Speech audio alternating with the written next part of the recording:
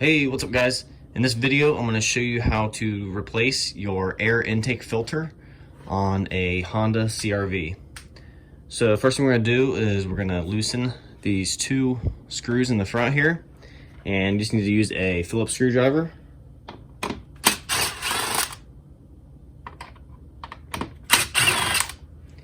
And these aren't going to come all the way out.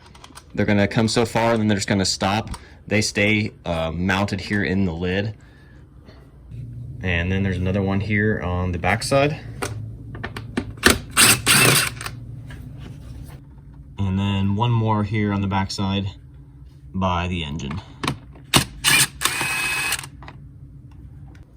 And then just lift up on the intake and pull the filter out.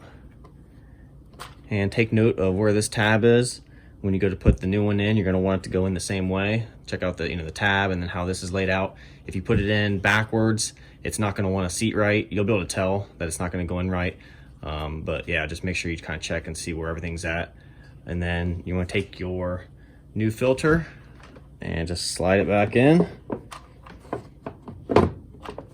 Make sure it's seated properly.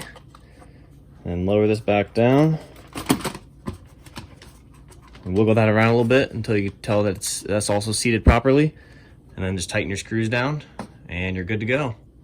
And that's it, guys. That's how you change your air filter. Thanks for watching.